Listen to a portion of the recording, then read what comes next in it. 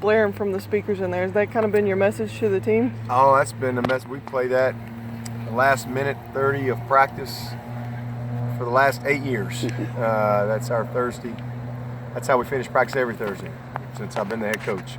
Literally the last minute 30 it kicks in, and then when we win, the first thing that plays on Monday is Another One Bites the Dust. We've been doing that for 8 years, so two great songs. Every time I hear them, I'm like, all right, another week of prep behind us, and when the next one plays, oh, we got another win. So anyway, yeah, they just trying to have a great week of prep this week, and getting ready for a good trip up there. I mean, it's a good place to play. We've got a lot of guys who've never been there. We've only got 14 of the 72 that are traveling that have played at BC. So they're excited about going up there, and it's a new place, like I said, for a lot of them.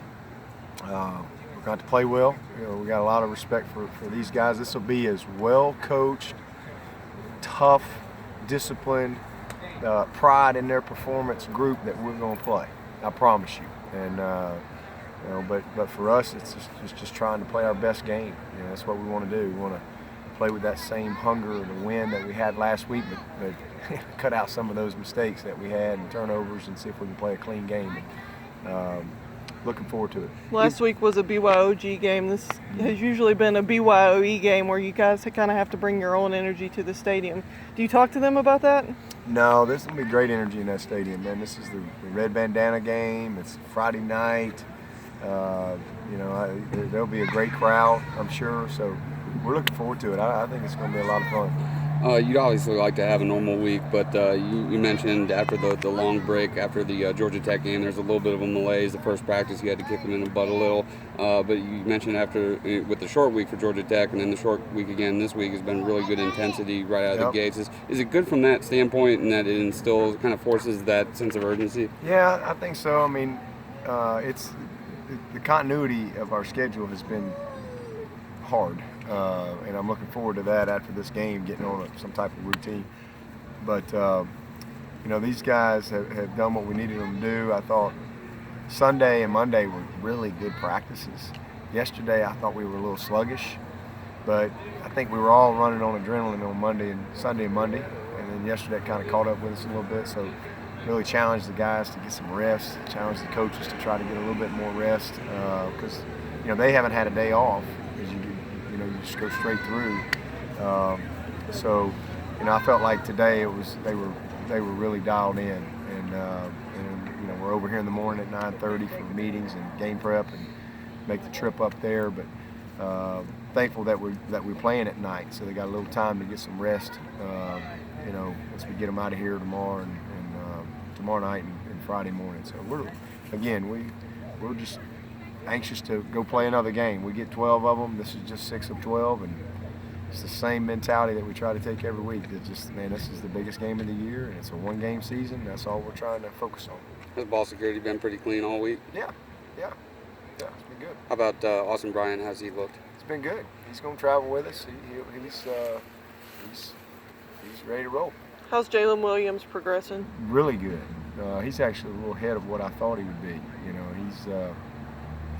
He's coming and telling me every day that he's playing against NC State. You know, I don't know, but that's his mindset, which is good. You know, I think he's really grinding through the rehab part of it and feeling more and more confident each and every day. So I think he's doing really well. Healthy otherwise? Yeah. You're still ranked among the top teams in the country in kickoff return defense. Boston College is one of the top teams in the nation in that category. So will this be a pretty good test to see how much you've improved in that department? Yeah, big test. Just like last week, you know, we were number 1 in the league in punt return. They were number 2 in the league last week. We did a good job in that area, but they had the one kind of fluky play that hit a guy.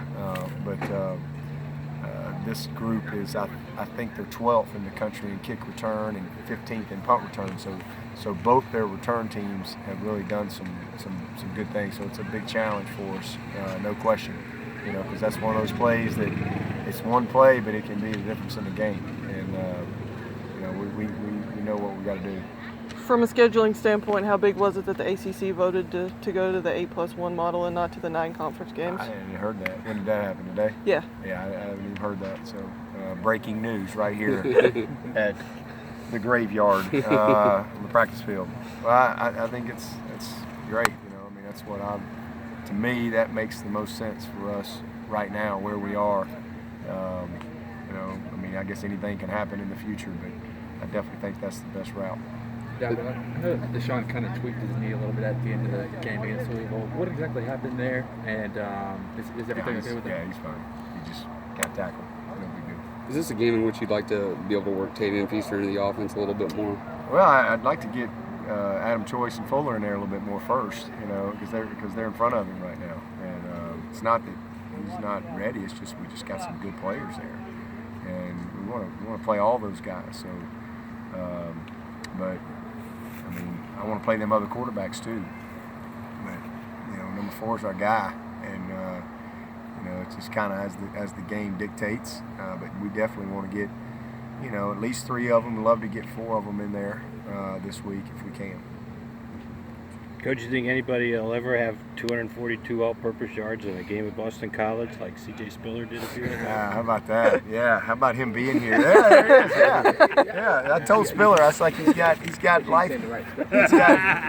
He's got life made. I mean, he just he comes here, he hangs out with me for a week or so, and takes off to Seattle, practices for a day and a half, gets on, and then he goes and scores a touchdown. And then they say, hey, we're off for a week. Gets to come back home for a week. I mean, living the dream. He's living the dream. It's unbelievable. But glad to see that number 28 back in the end zone out there in Seattle. And I'm happy for old Pete Carroll. He finally gets a chance to coach CJ. He came up a little short in the recruiting out of high school. I remember specifically telling CJ, man, you don't want to go out to Southern Cal. Man, you're a country boy. You ain't gonna fit in out there in LA. But I think that they'll do a great job of using CJ and really taking advantage of his talent. So I'm excited that he's in a good situation. He's with Russell Wilson. Obviously, there's some familiarity there. So it's all good, man. It's all good. I'm happy for him. And, I was just telling him, it's weird. He and Jacoby were in there at practice today.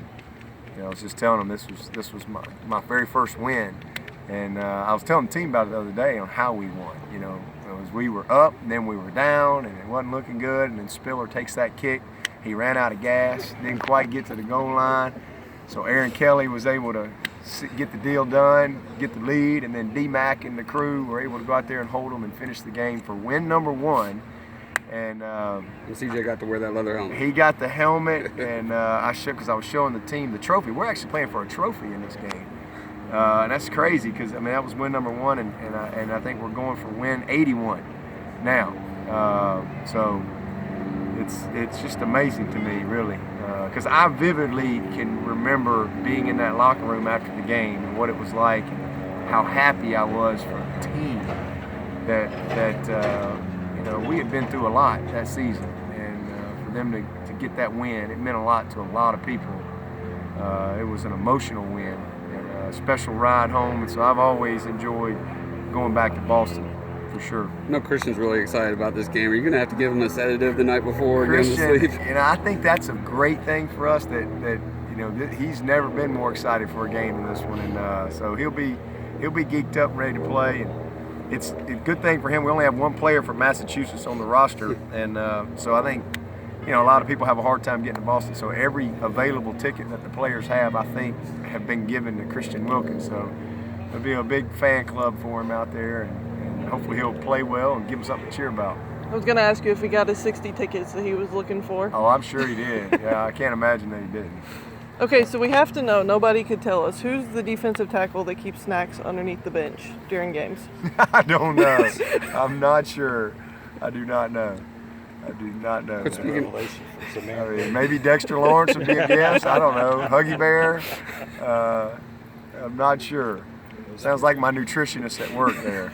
Speaking of Christian, if assuming Austin's able to play at a high level, would you like to rotate Christian inside and out, or do you have a plan? I don't think we're even at that point right now. Christian hadn't even played a snap yet, so he's got to get back and playing some football before we can really evaluate what's best for the team. We're going to put the 4 best guys out there. That's what we're going to do. If that's Christian at the end or Christian at linebacker, we're going to put the best 4 out there. The good news is we got options. That ain't a good bad thing at all. Thank you, Coach.